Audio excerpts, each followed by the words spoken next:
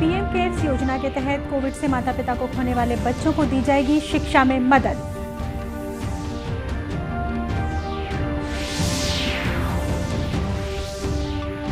कांग्रेस ने प्रदेश में राज्यसभा के लिए 2 नामों की घोषणा की।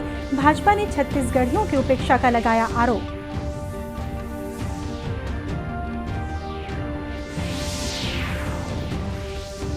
केंद्र सरकार के 8 वर्ष पूरे होने पर भाजपा ने आज से शुरू किया जनसंपर्क अभियान।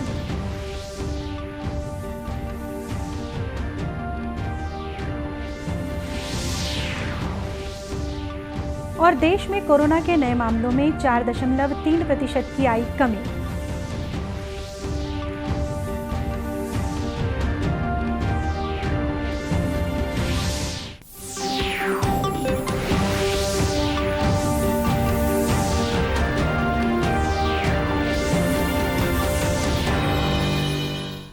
नमस्कार, आप देख रहे हैं दूरदर्शन समाचार। मैं हूं शीतला शुक्ला। अब समाचार विस्तार से। प्रधानमंत्री नरेंद्र मोदी ने कहा है कि कोविड के कारण अपने माता पिता को खोने वाले बच्चों को स्कूली और उच्च शिक्षा के लिए पूरी सहायता दी जाएगी। आज सुबह वीडियो कॉन्फ्रेंस के माध्यम से बच्चों के लिए पीएम केयर्स योजना के तहत दिए जाने वाले लाभों की जानकारी देते हुए श्री मोदी ने कहा कि इस योजना से 18 से 23 वर्ष की आयु वर्ग के बच्चों को एक निश्चित छात्रवृत्ति दी जाएगी। बच्चों के 23 वर्ष आयु होने पर उन्हें 10 लाख रुपए दिए जाएंगे। श्री मोदी ने कहा कि इस योजना के तहत व्यावसायिक पाठ्यक्रमों और उच्च शिक्षा के लिए शिक्षा ऋण भी दिया जाएगा। उन्होंने कहा कि इस योजना के माध्यम से सरकार बच्चों के प्रति माह 4,000 रुपए की सहायता राशि दे रही है। सभी ऐसे कोरोना प्रभावित बच्चों की मुश्किलें कम करने का एक छोटा सा प्रयास है। जिनके माता और पिता दोनों नहीं रहे, साथियों, पीएम केयर्स फॉर चिल्ड्रन इस बात का भी प्रतिबिंब है कि हर देशवासी पूरी संवेदनशीलता से आपके साथ है। मुझे संतोष है कि बच्चों की अच्छी और अबाधित पढ़ाई के लिए उनके घर के पास के ही सरकारी या फिर प्राइवेट स्कूलों में उनका एडमिशन कराया जा चुका है। पीएम केयर्स के जरिए ऐसे बच्चों की कॉपी, किताबों और यूनिफॉर्म्स के खर्चों को भी उठाया जाएगा। अगर किसी को प्रोफेशनल कोर्स के लिए, हायर एजुकेशन के लिए एजुकेशन लोन चाहिए होगा तो पीएम केयर्स उसमें भी मदद करेगा। रोजमर्रा की दूसरी जरूरतों के लिए अन्य योजनाओं के माध्यम से उनके लिए 4,000 रुपये हर महीने की व्यवस्था भी की गई है। प्रधानमंत्री ने कहा कि इन बच्चों को आयुष्मान स्वास्थ्य कार्ड प्रदान किया जा रहा है, जिसमें 5 लाख रुपए तक का खर्च सरकार वहन करेगी। प्रधानमंत्री ने कहा कि देश भर के नागरिकों के योगदान के माध्यम से ही पीएम केयर्स योजना को सफल बनाया गया है। श्री मोदी ने कहा कि इस कोष से कोरोना काल में अस्पताल तैयार करने, वेंटिलेटर खरीदने, ऑक्सीजन संयंत्र लगाने में भी मदद मिली है। उन्होंने सभी बच्चों से फिट इंडिया और खेलो इंडिया पहल में भाग लेने का आग्रह किया। प्रधानमंत्री ने सभी बच्चों को योग और फिटनेस को अपनी दिनचर्या का हिस्सा बनाने के लिए प्रोत्साहित किया। आगामी 10 जून को होने वाले राज्यसभा चुनाव के लिए भाजपा ने 16 और कांग्रेस ने 10 उम्मीदवारों की सूची कल देर रात जारी कर दी है।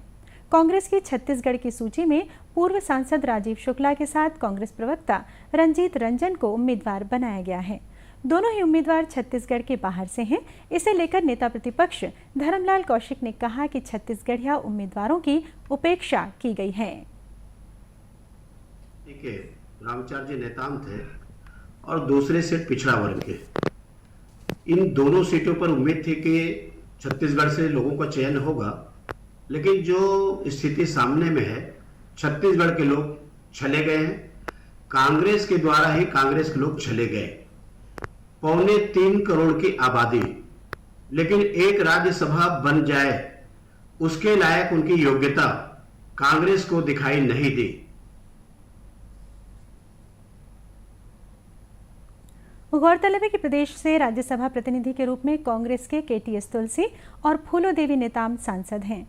यहां के 90 सदस्य विधानसभा में 71 सदस्य कांग्रेस के हैं।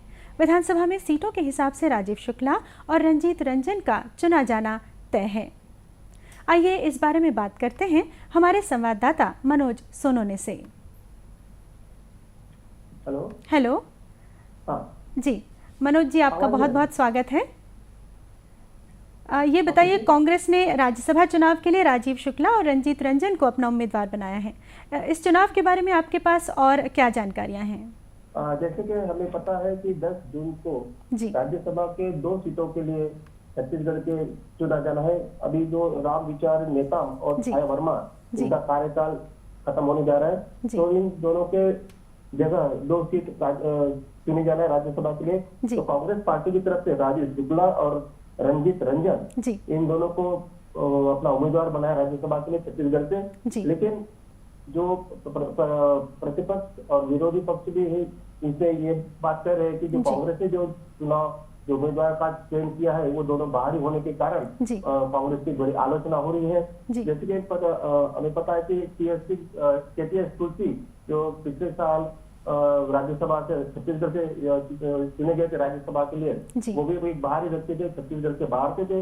इसलिए कांग्रेस के ऊपर विपक्ष अपना प्रहार कर रहा है कि छत्तीसगढ़ से अगर किसी प्रतिनिधियों को राज्यसभा भेजते तो एक अच्छा संकेत जाता। लेकिन दोनों ही उम्मीदवार जो है राजीव शुक्ला और रंजीत रंजन, ये दोनों ही बाहर होने के कारण कांग्रेस को आलोचना का सामना करना पड़ रहा है। अगर छत्तीसगढ़ के इन उम्मीदवार के चुने जाने की बात कही जा सके तो संख्या बल के देखते हुए कांग्रेस के पास पर्याप्त बहुमत है, 71 उम्मीदवार कांग्रेस के पास है, तो इन दोनों का निर्विरोध चुना जाना लगभग तय है। लेकिन कांग्रेस को ये दोनों बाहरी उम्मीदवार होने के कारण कड़ी आलोचना का सामना करना पड़ रहा है। जी, इस जानकारी के लिए आपका धन्यवाद। और अब आगे बढ़ते हैं आगे की खबरों की तरफ। केंद्र और राज्यों की भारतीय जनता पार्टी सरकारों के सभी मंत्री और पार्टी के निर्वाचित प्रतिनिधि मोदी सरकार के 8 वर्ष पूरे होने के अवसर पर व्यापक जनसंपर्क अभियान में हिस्सा लेंगे। जनसंपर्क कार्यक्रम का ये पखवाड़ा आज से शुरू हो रहा है। नई दिल्ली में भाजपा मुख्यालय में एक संवाददाता सम्मेलन को संबोधित करते हुए पार्टी के राष्ट्रीय महासचिव अरुण सिंह ने कहा कि देश भर में सेवा, सुशासन और गरीब कल्याण विषय पर जनसंपर्क कार्यक्रम आयोजित किया जाएगा। प्रधानमंत्री मोदी के नेतृत्व वाली सरकार की ये प्राथमिकता रही है।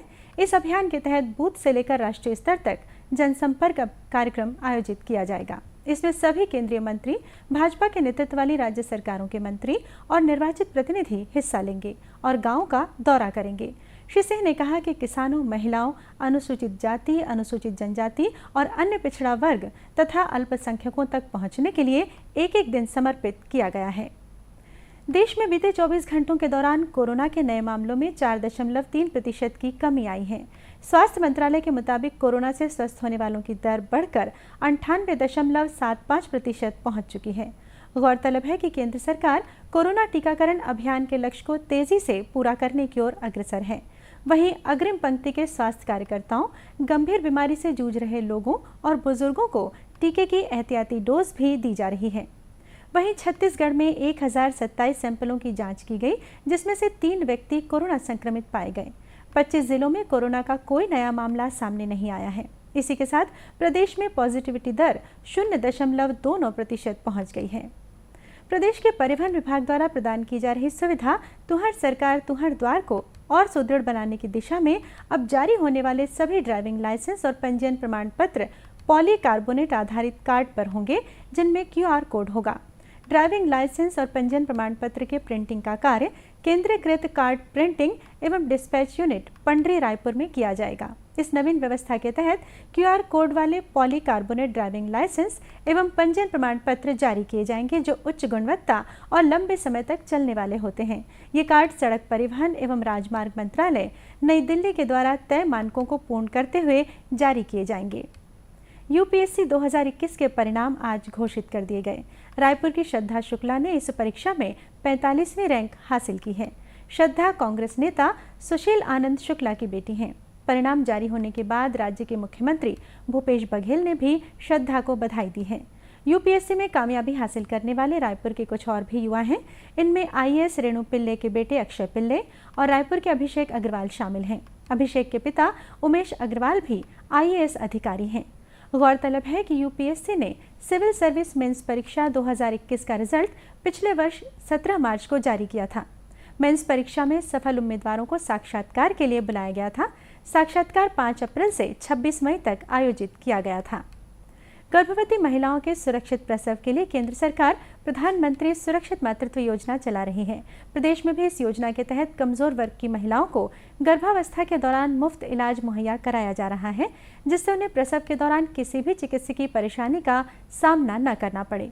आइए देखते हैं इस पर एक रिपोर्ट।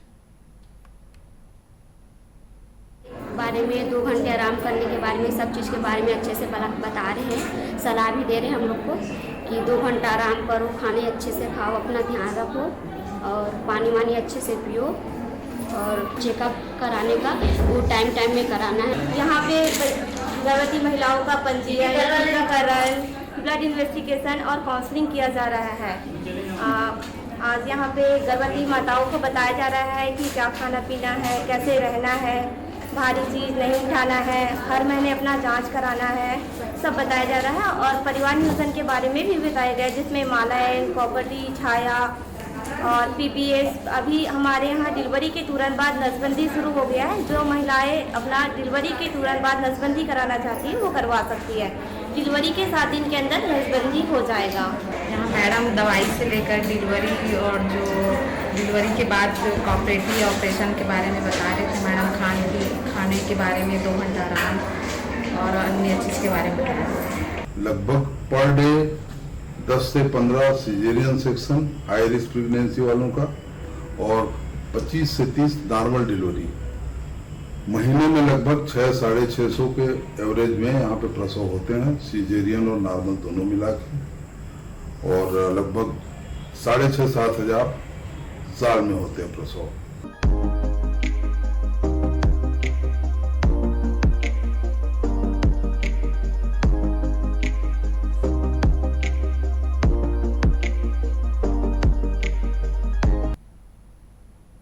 और आइए अब देखते हैं कुछ खबरें जिलों से।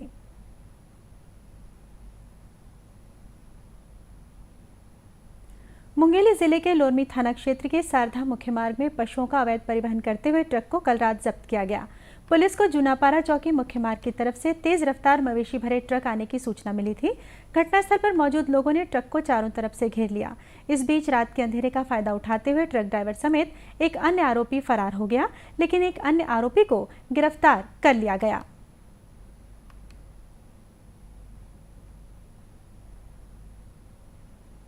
जांजगीर चांपा में महिला और बच्चों के विरुद्ध अपराध तथा लैंगिक अपराध की विवेचना को लेकर कार्यशाला का आयोजन किया गया।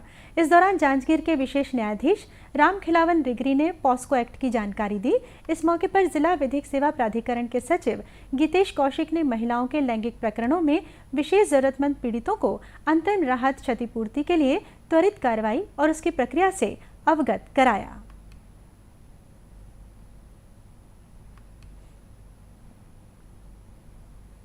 आज ज्येष्ठ मास की अमावस्या है। इस अवसर पर प्रदेश में वट सावित्री पूजन, सोमवती अमावस्या और शनि जयंती का पर्व हर्षोल्लास के साथ मनाया जा रहा है।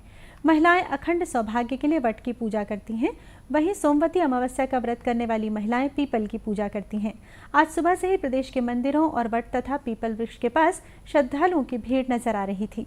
एक तरह से ये पर्व प्रकृति को संरक्षित करने के महत्व को भी रेखांकित करता है। और अब अंत में मुख्य समाचार एक बार फिर।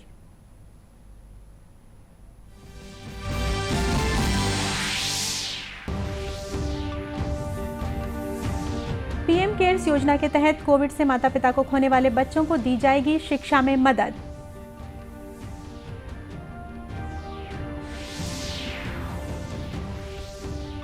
कांग्रेस ने प्रदेश में राज्यसभा के लिए 2 नामों की घोषणा की। भाजपा ने छत्तीसगढ़ियों की उपेक्षा का लगाया आरोप।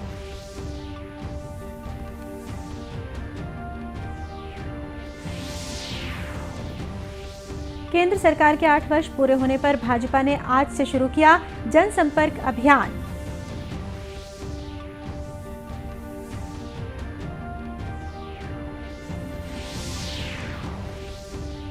और देश में कोरोना के नए मामलों में 4.3% की आई कमी।